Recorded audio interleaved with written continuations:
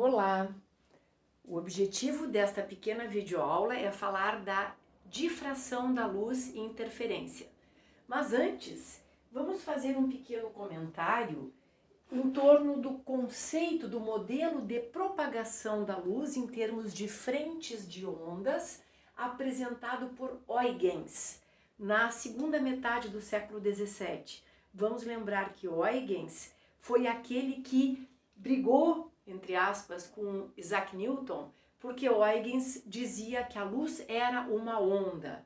E, portanto, se ela é uma onda, ela pode sofrer o fenômeno da difração e interferência, que só as ondas podem sofrer. Bom, olhem só.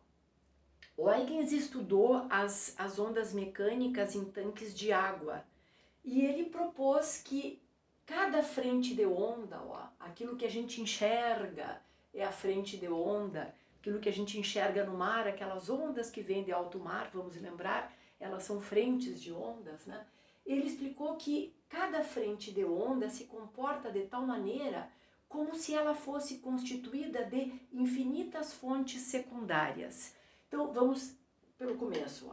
Vamos considerar aqui que nós temos uma fonte primária que é, se for no espaço tridimensional, ela emite ondas em todas as direções. E se for num plano, ou seja, bidimensional, nós temos que ela emite ondas em termos de frentes de ondas circulares. Então, a onda saiu daqui, depois de um certo tempo, essa frente de onda está representada por este círculo.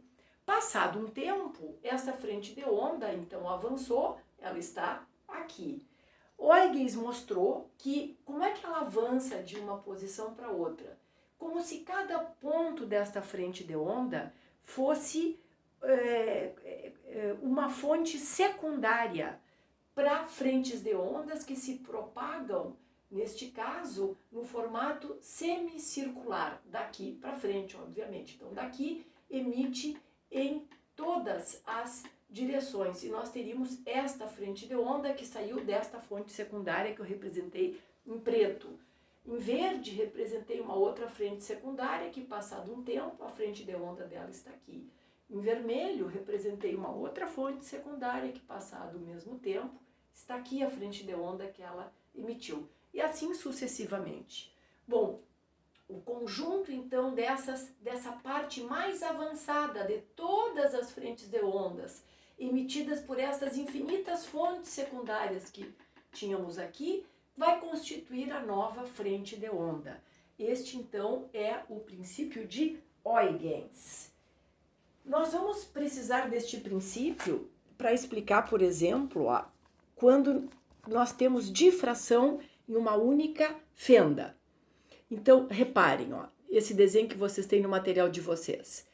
Aqui nós temos um obstáculo que ele tem uma pequena abertura. Esta abertura ela tem que ser maior que o comprimento de onda da radiação incidente, seja ela onda mecânica ou onda eletromagnética. Aqui nós temos uma representação de frentes de ondas planas, elas incidem neste obstáculo. A maior parte dela vai bater e refletir, outra parte vai ser absorvida e uma outra parte vai refratar, vai conseguir trocar de meio, vai passar por esse buraquinho. Então, refratou. Bom, pode ser que o meio seja o mesmo, né? Pode ser que a gente tenha aqui água e água, o mesmo meio. Então, refratou é a capacidade da frente de onda passar por uma pequena abertura. E esta abertura passa a se comportar como se fosse uma nova fonte dessas frentes de onda. Só que agora essas frentes de ondas têm o formato semicircular. Bom, em termos de representação, em vez de eu falar em frentes de onda, eu falar aqui em feixes dessas ondas, então nós temos aqui feixes de ondas paralelas, porque aqui eu estava representando frentes de ondas planas. Bom, bate nesse obstáculo que tem uma pequena abertura. Esta abertura é maior do que o comprimento de onda desta radiação. Bom, a maior parte dessas frentes de ondas, dessas ondas agora, eu estou representando pelos feixes, né? Bate e volta, reflete ou é absorvida.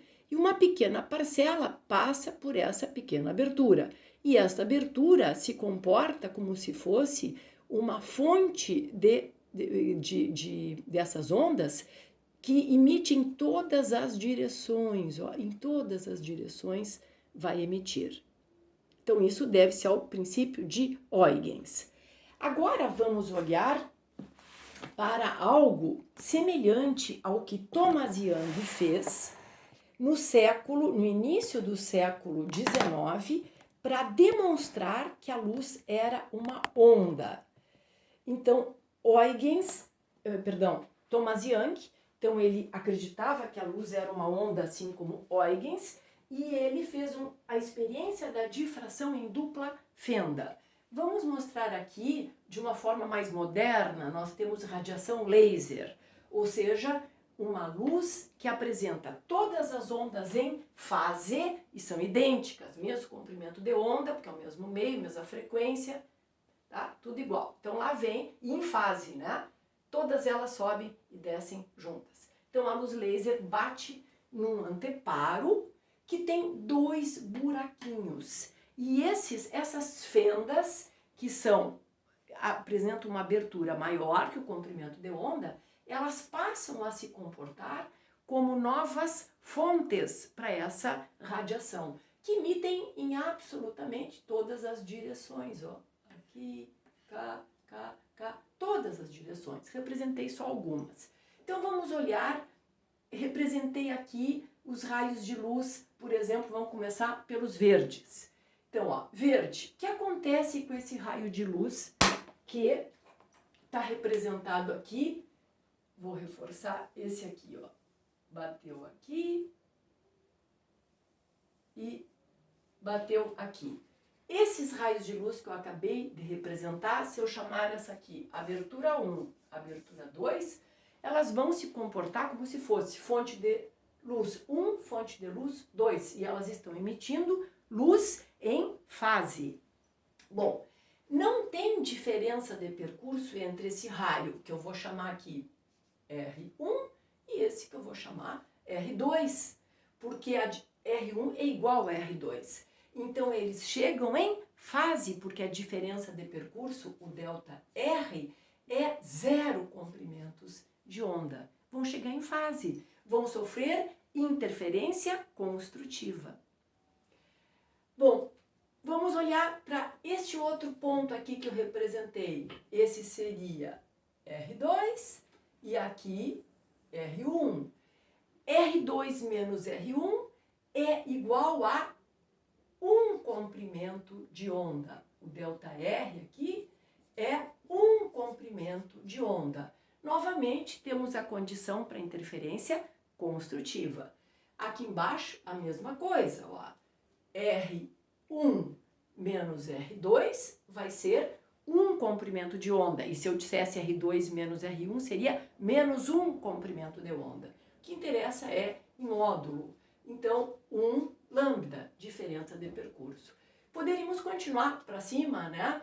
Diferença e marcar delta R 2 lambda, delta R 3 lambda e para baixo a mesma coisa.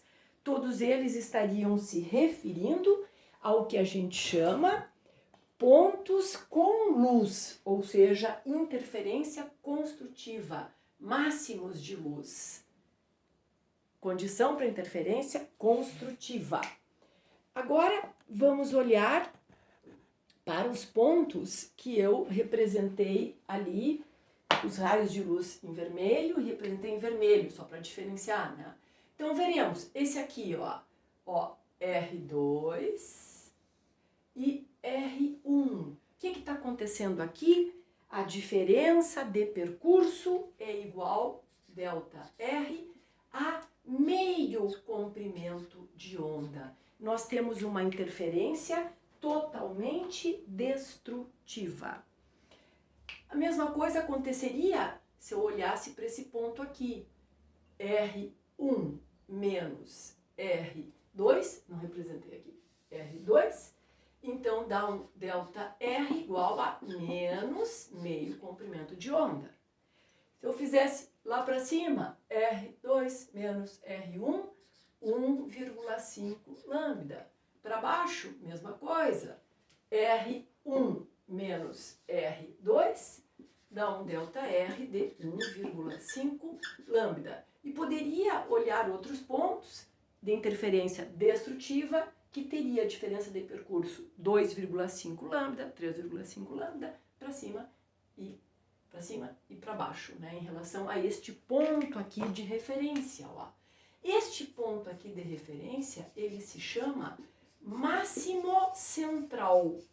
Máximo central. Ele é só uma referência porque não dá para fazer conta nenhuma com ele em termos de experimento. A diferença de percurso é zero. Então nós não podemos usar esse ponto para, por exemplo, calcular o comprimento de onda dessa radiação, porque o ΔR é zero. Mas todos os outros são possíveis de usar. Então esse é o máximo central.